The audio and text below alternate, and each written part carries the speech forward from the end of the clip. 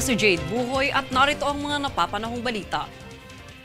Ibinahagi ni Department of Health o DOH Secretary Teodoro Herbosa na nakikipag-ugnayan ito sa Philippine National Police o PNP upang tutukan ang mga nagbebenta ng vape sa mga menor de edad. Bukod sa masamang epekto ng vape sa kalusugan ay binigyan din ni Herbosa na ang pagbebenta ng vape sa menor de edad ay labag sa batas. Matapos matuklasan na kadalasang bumibili ang kabataan sa online ay plano ni Herbosa na makipag-ugnayan sa Department of Education o DepEd para bigyang kamalayan ang mga kabataan sa negatibong epekto nito. If they're children, they shouldn't be vaping. If you're 18, you decide, because I'm telling you that's also bad for your lungs.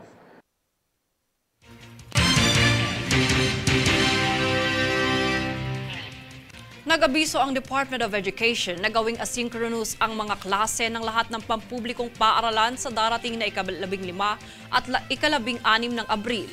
Ayon sa DepEd, ito ay upang mabigyan ng oras ang mga estudyante na tapusin ang mga projects at requirements bago matapos ang kasalukuyang school year. Ang mga teaching at non-teaching personnel ay hindi obligadong mag-report sa kani-kanilang paaralan. Paglilinaw ng DepEd, hindi kasama sa abisong ito ang mga pampribadong paaralan, ngunit maaaring sundin rin nila ito.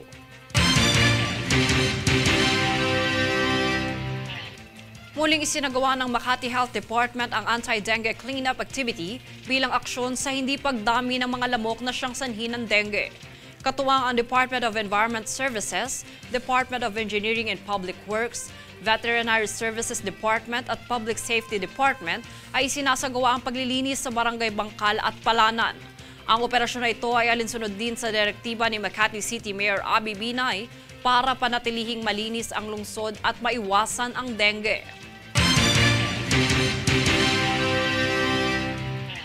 Kami ang boses ng pagbabago. Ako si Jade Buhoy at ito ang News Force.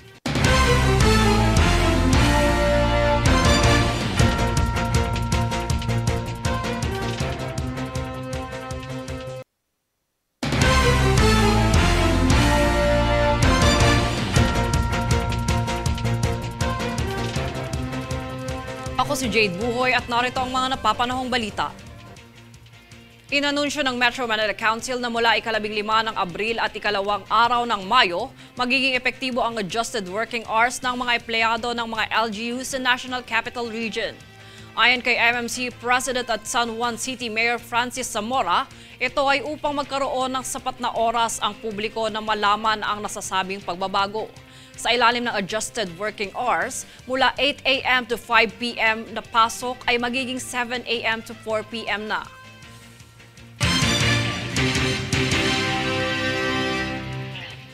Nitong kamakailan lang isinagawa ng Armed Forces of the Philippines o AFP kasama ang kanilang mga US counterparts ang kani-kanilang pagsasanay sa ginanap na Marine Exercise o MAREX 2024, gayon din ang sabayang pagsasanay ng Philippine Marine Corps at United States Marine Corps.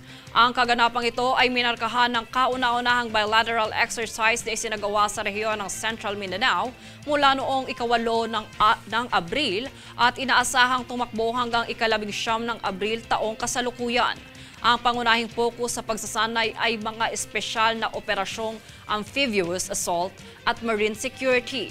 Samantala, ayon sa AFP, ang nasabing aktibidad na ito ay naglalayong palakasin ang ugnayan sa pagitan ng US Marine Corps at Philippine Marine Corps. Hinikayat ni Department of Agriculture o DA Secretary ang mga kabataang Bicolano na maging bahagi ng kanilang layuning isulong ang agro-fishery sector. Ayon sa ahensya, ang layuning ito ay sa ilalim ng kanilang talakayan na bigyang pinansyal na tulong ang mga kabataan na maging bahagi ng agri-fishery enterprises. Sa kasalukuyan, mayroong halos 200 negosyo ng mga kabataang magsasaka ang pinondohan ng DA para mapanatili ang sapat na produksyon ng supply ng pagkain. Kami ang boses ng pagbabago. Ako si Jade Buhoy at ito ang News Force.